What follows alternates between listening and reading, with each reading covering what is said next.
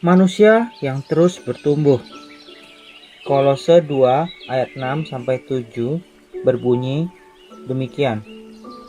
Kamu telah menerima Kristus Yesus Tuhan kita. Karena itu, hendaklah hidupmu tetap di dalam Dia. Hendaklah kamu berakar di dalam Dia dan dibangun di atas Dia. Hendaklah kamu bertambah teguh dalam iman yang telah diajarkan kepadamu. Dan hendaklah hatimu melimpah dengan syukur. 2 Petrus 3 ayat 18 berbunyi demikian. Tetapi bertumbuhlah dalam kasih karunia dan dalam pengenalan akan Tuhan dan Juru Selamat kita, Yesus Kristus. Baginya kemuliaan sekarang dan sampai selama-lamanya. Ibrani 5 ayat 12. Sebab sekalipun kamu ditinjau dari sudut waktu, sudah seharusnya menjadi pengajar. Kamu masih perlu lagi diajarkan azas-azas pokok dari pernyataan Allah. Dan kamu masih memerlukan susu, bukan makanan keras. Kenapa harus bertumbuh? Supaya menghasilkan buah yang baik. Caranya,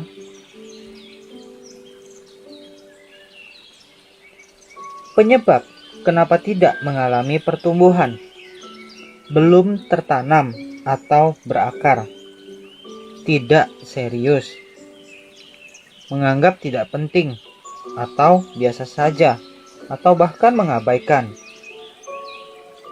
Ketiga, tidak tahu caranya. Keempat, tidak ada tindakan, malas, lalai, entar aja, entar sok, entar besok, dan segala macam alasan, dan lain-lain.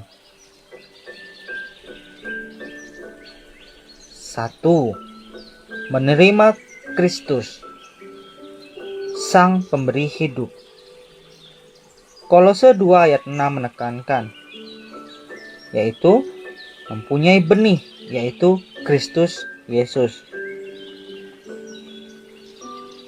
Yang kedua, bergantung kepada pemberi atau bergantung kepada Yesus, Sang Pemberi kehidupan.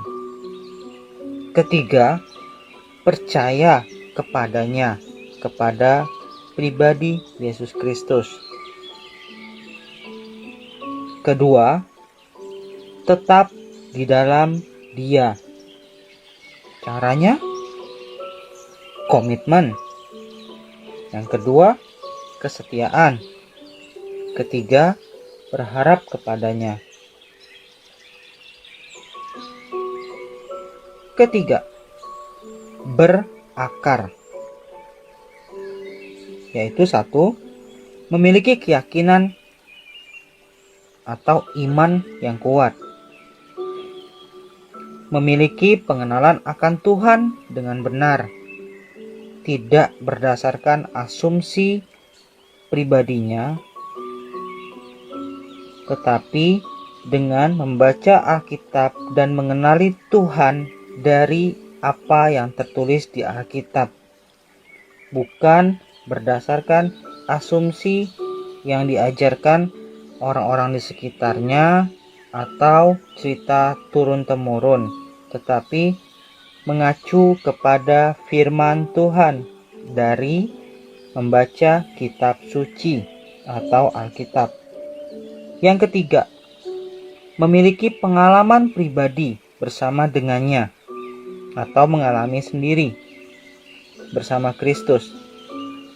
Dalam hal ini yang ketiga, kita tidak boleh menjadikan hal ini sebagai doktrin, tetapi hanya sebatas pengalaman pribadi yang bisa di-sharingkan, tetapi jangan dijadikan sebagai dogma atau doktrin kepada orang lain.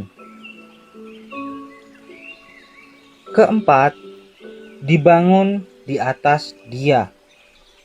Caranya, 1, diberi makan. Kedua, ya dirawat Ketiga, diberi pupuk atau dipupukin. Keempat, dibersihkan.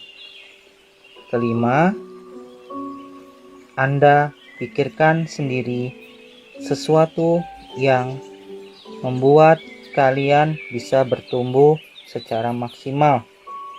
Bisa dengan beraktivitas, aktif dalam pelayanan, tetapi tidak mengabaikan hubungan pribadi dengan Tuhan Yesus.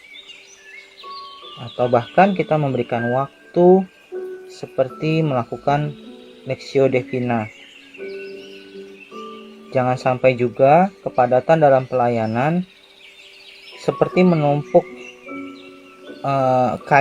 batang kayu terlalu rapat sehingga udara tidak bisa masuk dan api unggun tidak bisa menyala. Terlalu sibuk baik secara pelayanan maupun di luar pelayanan tanpa waktu pribadi dengan Dia, itu sulit membangun di atas dasar iman yang kokoh. Bagaimana kehidupan kita selama ini? Apakah kita sudah bertumbuh dan menghasilkan buah? Apakah kita sudah berkenan baginya, bagi Yesus Kristus? Bye-bye. See you in the next episode.